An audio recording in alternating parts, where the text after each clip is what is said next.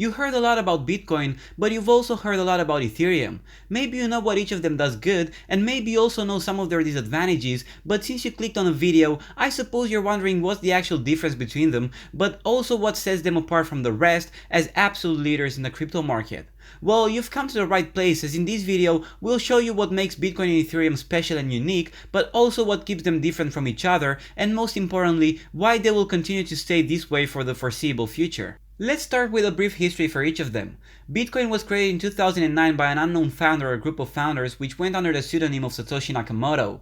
It operates according to a strict protocol which can never be modified, so we already know how much Bitcoin there will ever be generated and how it is generated. It's got a total supply of 21 million, which makes it deflationary, meaning that its value will increase in time as more people want to own some Bitcoin while its supply remains the same. That's why the purpose of Bitcoin is that of a store of value, which means that you can think of it as an apartment, for example, which you can buy and keep until you can sell for more. That's also why in the United States, Bitcoin has been regulated as a commodity, just like gold for example, and is not considered to be a security like company stock.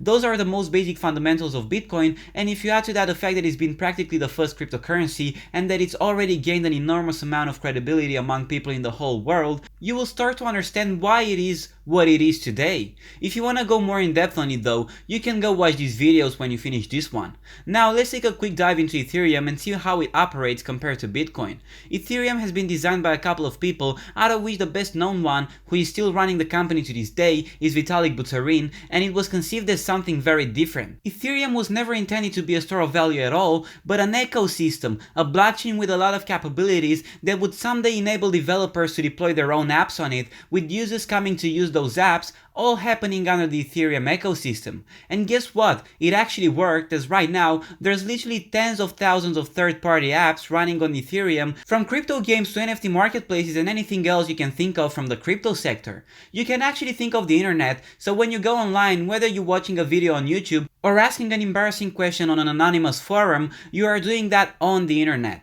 Now, of course, nobody owns the internet, or it may be a little more complicated than that, but that's not a concern of this video. The allegory though should help you understand Ethereum better, as it's practically a small-scale version of the internet. You wanna go play a crypto game because you've heard that you could make some money that way, or you wanna get your hands on an NFT that you heard might skyrocket in price, well, if those projects are running on the Ethereum blockchain, and chances are they are, you're basically in the Ethereum ecosystem, and you'll need to own at least some Ethereum to pay for the gas fees associated with any transaction you're making.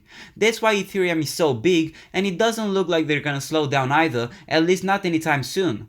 There's so many things happening with Ethereum that it's almost impossible to explain everything coherently in one video, but let's just say that they made an enormous update that's been waiting to come for years, and by the time you're watching this, it might have already changed a lot of the stuff we explained, but if you wanna know more about it and get up to date, you should go watch this video next.